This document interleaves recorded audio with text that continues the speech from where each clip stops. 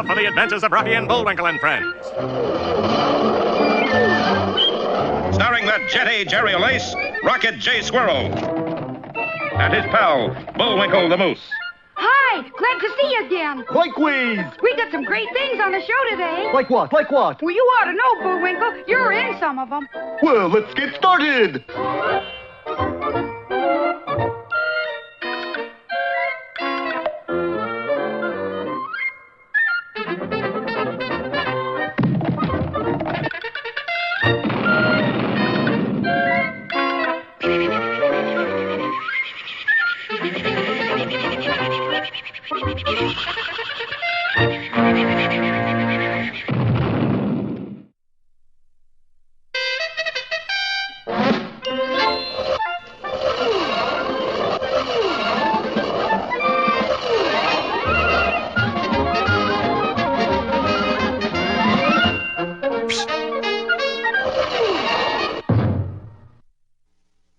Well, in our last episode, Captain Peachfuzz was about to explain to our heroes just why they were in McKeesport, PA, when suddenly... It's time for ding-dong school. That's no reason for being in McKeesport, PA. Bullwinkle, you don't understand. Captain Peachfuzz has suddenly turned stupid. That wasn't a turn, more of a slight veer. Nevertheless, the captain plunked himself down in front of a TV set and couldn't be budged. But we still don't know why we're here. Why are any of us here, Rock? Well, I think there's plenty dirty work afoot around here. Yeah, must be the coal dust. Yeah. Come look at these footprints. Sure enough, a mysterious set of footprints led away from the point where the good captain had succumbed to a case of the galloping dumb. Let's follow him, Bullwinkle. Why? Because the good guys always follow footprints to find the bad guys. If I was a bad guy, I'd walk on my hands. Oh, come on. And the plucky squirrel whipped out a large magnifying glass and began to trace the mysterious prints. Little did he know that they had been made by his old nemesis, Boris Badenov, who at that moment lay in wait with a strange-looking object beside him. I resent that, darling. Not you, Natasha. He means the gas gun. So that's what that object was, a gas gun. See, Boris, you told him. Who cares? We got it made now. What's this all about? I thought you'd never ask. Come with me. Now we go through the magic of the 4-second cross dissolve to the little country of Pennsylvania. Little but mean. Gentlemen, we must find a way to make the name of Pennsylvania feared and hated throughout the world. Yeah.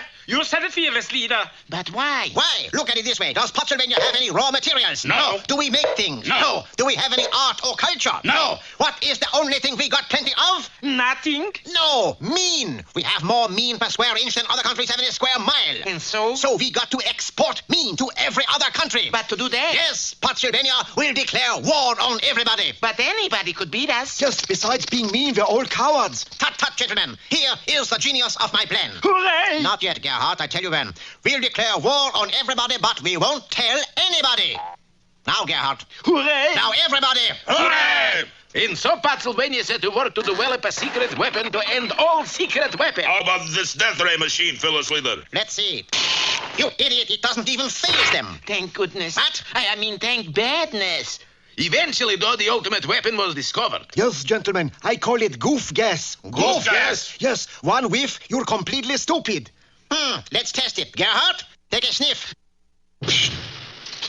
Smells good. Now, Gerhardt, do you think I'm the handsomest, kindest man in Pennsylvania? Of course not. You're a mean, ugly schnook. Put that man under arrest! And poor Gerhardt was hauled off to solitary confinement. My boy, your goof gas is a success. Gerhardt turned into a complete idiot. But his answer was right, fearless leader. You are a mean, ugly schnook. Of course, but nobody but an idiot would tell me so.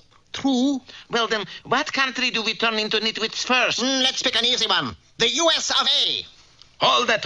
We can't go on with this. Why not, Badenov? It's too cruel and mean? No. It's inhuman? No. It's expensive? Not even that. Then what? It's the end of the episode. And so it is, but we'll reveal the rest of the fiendish plan next time in Hairbrain Boris or the Dumb Bunny. And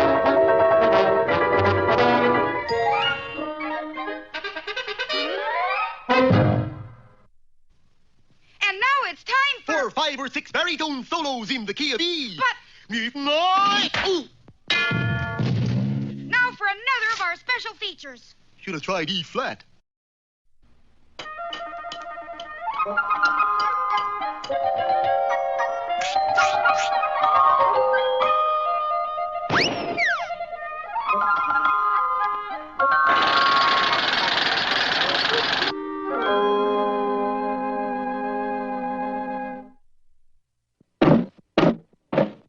Junior, what are you doing? I just chopped down this old tree, Dad. Yeah, I noticed that, but why? Because my girl and I have broken up. That is no reason to chop down a tree. Well, you see, I carved our initials on this tree last Valentine's Day, and I don't want to have to look at them anymore. How do you know she won't come back? Remember the old saying, he who loses faith loses all? How did you know my girl's name was Faith? I didn't, but I do know a fable that would help you to face the facts a little more clearly. It's called The French Poodle and the Alley Cat. Years ago, not very far from here, there stood a tiny village named Barrel City. The reason it was called Barrel City was because clothes not having been invented yet, its citizens wore barrel. My, that's a stunning barrel. Cracker or lard? Pickle. My, it is a dilly. Wearing barrels had its disadvantages, however. Not only was it difficult sitting down, but everyone's barrel looked alike. That is, until a French poodle, out to seek his fortune, opened a paint shop. I will paint my way to the pinnacle of success. Well, sir, that started a fad. By the end of the week, everyone in Barrel City was sporting a different colored barrel, painted by the French poodle who in turn became the fashion leader of the community. Here, mesdames et messieurs, we have my latest creation. A polka-dot barrel with matching holes and a cerise ribbon draped around the slats. Breathtaking, n'est-ce pas? Both the poodle and his shop continued to prosper until one fine day, a seedy-looking alley cat wandered into Barrel City and had the misfortune to pass beneath a window ledge upon which rested a flower pot containing one petunia. Look at that stunning hat! Word spread like wildfire throughout the city that a new style of headgear had been created. The cat, quick to seize the opportunity, bought all the flower pots in town and rented a dilapidated rundown shack that happened to be right next door to the poodle's barrel shop. Bonjour, Mademoiselle Goose. Bonjour to you. I suppose you're in the market for a new barrel. Quite the contrary. The new rage is flower pot hats. If this keeps up, I will be the painted. That night, under the cover of darkness, the poodle, carrying a can of gunpowder, stole into the alley cat's hat shack. Striking a match, he lit the fuse. That should take care of him. But with the dawn came the sad realization that a slight faux pas had been committed, for instead of blowing up the cat shop, he had blown up his own. Are you having a fire sale this week? You little stinker, you are the cause of all this. But let the bygones be the bygones. Therefore, I would like to cement our friendship. That's okay by me. Bon. Now, in case you did not know, you have become quite famous, and people who are famous put their footprints in cement. Step into this bucket. The cat did, and the cement hardened fast. Oh, tell me this. Can you swim? Oh, sure. With a bucket full of cement on your feet? Oh, no. That is all I want to know. Wasting no further time, he dragged the helpless cat to the riverbank and pushed him in. Au revoir! So I got a little bad news for you, Poodle. That river's been dry for years. Calamity followed calamity, for the townsfolk had seen the cat clomping along in his bucket full of cement, and this too caused a sensation. 2 days later, everyone was wearing this new type of shoe. That does it. I might just as well kill myself. But he didn't have to, for the townsfolk suddenly decided to hold a fashion contest, and the one who came up with the most ingenious design would get a contract that would set him up for life. Good luck, Poodle. This is my last chance. The poodle worked feverishly and by morning had devised a new type of summer dress, which was in reality a flat tire with a moldy shower curtain hanging from it. But the alley cat was equal to the occasion, for he had created a hat consisting of a saddle studded with horse chestnuts. The poodle took one look, gasped, Gasp! and knew he'd run a poor second. But there was still time to act, for if he could ruin the hat before the judge saw it, he might still be victorious. There on a long banquet table sat a large vat of beef stew, but it didn't sit there long.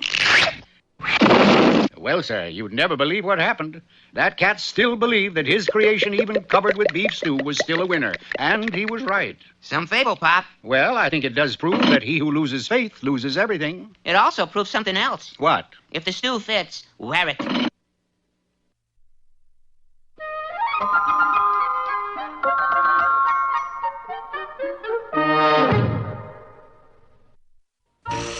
Greetings, you culture bugs. Today's poem is called The Daffodils. I wandered lonely as a cloud that floats on high o'er vales and hills, when all at once I saw a crowd, a host of golden daffodils, continuous as the stars that... Hi. Can't you read the sign, buddy? Well, certainly. What sign? The one behind those daffodils. This one that says, do not pick flowers? That's the one. Well, there I was, Your Honor, wandering lonely as a cloud that floats... 30 daffodils, eh? That will be $30 and 30 days. Now oft, when on my couch I lie, in vacant or in pensive mood, they flash upon my bright blue eye, as I sit here in solitude. And then my heart with anger fills. $1 apiece for daffodils? And now... Hey, Rocky, watch me pull a rabbit out of my hat. But... See? Nothing up my sleeve. Presto! Wrong hat.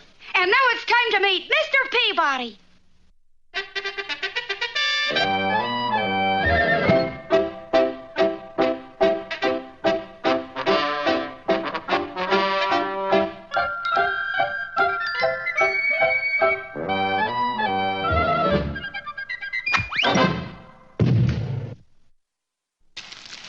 Hello out there, Peabody again. For today's journey into history, we are going back to... Hi, Mr. Peabody. Hello, Florence. Florence? My name isn't Florence, Mr. Peabody. It's Sherman. I was in the process of explaining that we are going back in time to visit Florence Nightingale. You mean history's most famous nurse? Precisely. Please set the way back controls for the Crimean Peninsula in the southern section of Russia, site of the Crimean War. Got it. And the year? 1854. The way back, dependable as always, wasted no time in taking us to our destination, a field hospital just 2 miles from the enemy lines. Come on, Mr. Peabody. I'll bet Miss Nightingale is inside. She was, but we expected to find her beside a bed, not in one. Miss Nightingale, are you sick? Extremely. And ill is the word, young man. Where, may I ask, does it hurt? Where doesn't it hurt? You see, they call me the lady with the lamp because I go about administering aid by lamplight. Yes, we know. Yeah, but what you don't know is that the Russians took all our oil in a sneak attack. Therefore, my lamps are useless. I've been forced to go around in the dark. Golly, that could be dangerous. I noticed that. So far this week, I've fallen into 22 trenches. But don't you worry, Miss Nightingale. We'll get the oil back for your lamps. Won't we, Mr. Peabody? Of course. Sherman and I started off immediately and under cover of darkness managed to successfully slip into the Russian camp. Finding the oil drums was no problem, for they were stacked everywhere. So far, so good. Less than an hour later, Sherman and I were sitting atop a horse-drawn wagon filled to capacity with oil drums and heading back for the Allied lines. Just one moment. Where do you think you are going? Uh-oh, a soldier. I'll throw him off the track. The general asked us to bring these oil drums to him. Good, then put them here in my tent. In your tent? Why? Why else? I'm the general. Sherman's boo-boo left us nothing to do but follow the general's orders. Seems silly that I would order oil drums brought to my tent, but I am general, so must be good reason. Quite right. Now, if you'll excuse us, but as we turn to leave... General, somebody has stolen a bunch of oil drums. Needless to say, that tore it. We were quickly apprehended as spies and placed in a prison tent under heavy guard. What are we going to do, Mr. Peabody? It has become quite obvious the only way we can get the oil from Miss Nightingale is to have the general himself send it back. The general? How are we going to do that? That will be simple. The problem right now is getting ourselves some disguises. I solved that problem by taking the hair from a mattress on the cot and fashioning beards for Sherman and myself. Eluding our guards by slipping under the back of the tent, we went directly to the front of the general's quarters. Get me a bucket of oil from that drum, Sherman. Yeah, here you are, Mr. Peabody. Now what? First, I pour it on the ground, like so. General, could you come out for a moment? Coming. What's all this? What's going on? What happened? It appears as though you slipped on some oil. Who are you? I am Mr. Peabody, and this is Sherman Skovich. Nice to know you, but isn't the kid a little young to have a beard? Not really. You see, he's a little shaver who never shaves. Are you kidding?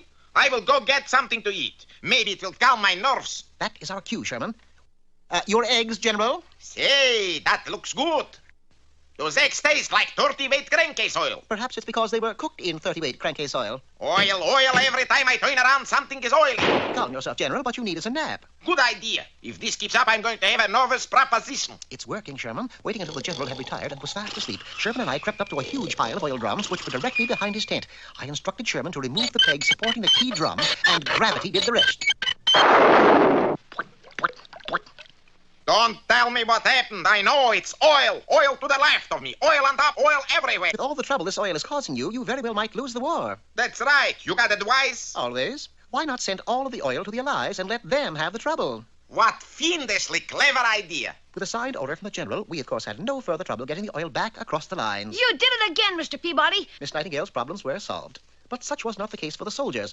Though they now had plenty of oil, there was an acute shortage of water. They had to bathe in oil at night before going to bed, and again in the morning instead of taking a shower. One good thing did come of this, however, a famous saying that we use to this day. Mr. Peabody, you don't mean... Yes, I do, Sherman. It's oily to bed, oily to rise.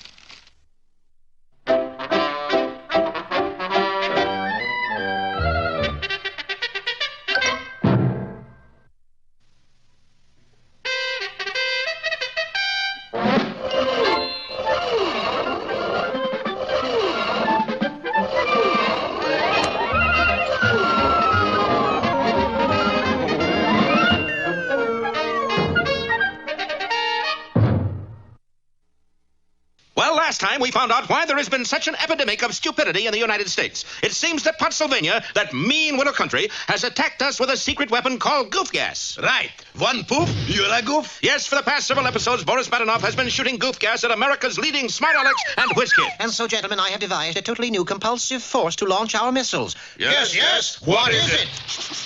It's a rubber band. Ladies and gentlemen, for my first baritone solo this evening, I would like to sing one of my favorite arias from La Sierra d'Amore. Flim flam flee, wanna hold you tight, I wanna hold you, I wanna die, I wanna die, I wanna die. Boris, that's terrible. It's the horrors of war, Natasha. But now, at this very moment, our heroes are hot on Boris's trail. This way, Bullwinkle. Isn't it though? Little realizing that Boris is really lying in wait for them. So as our heroes rounded the corner... Take that, moose and squirrel. Hey, that smells good. Say, Rock, that feller squirted us with perfume. Perfume nothing. I know what that stuff is. Uh-huh, the answer to the plot. And what's more, I know who's doing it. Pray tell all. I know where I've heard that voice before. Wowie! I'll take notes. The villain of this whole show is named... Yes. Gee, I forget. You forget? Forget what? You said you forgot something. Golly, now I even forgot what I forgot. Well, won't need the old notebook anymore. And who are you, stranger? Stranger? Oh, my stars and garters.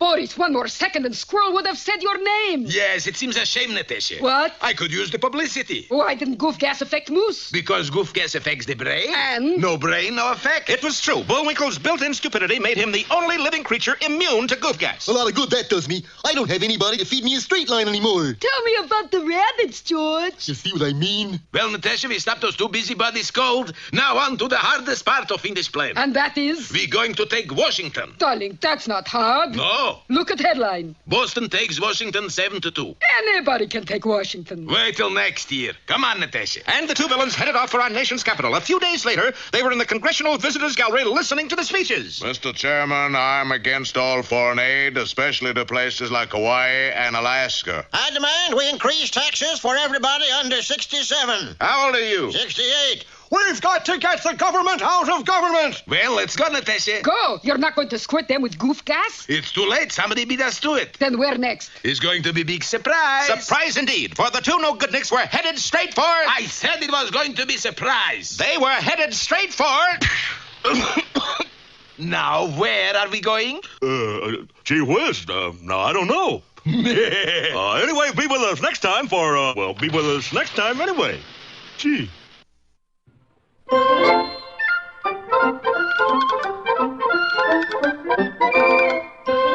I guess that about wraps up another Rocky show. Certainly hope you enjoyed it. I did. I always say. Bullwinkle, time for us to go. Already? Okay, but first, here are some of the people who made this show impossible.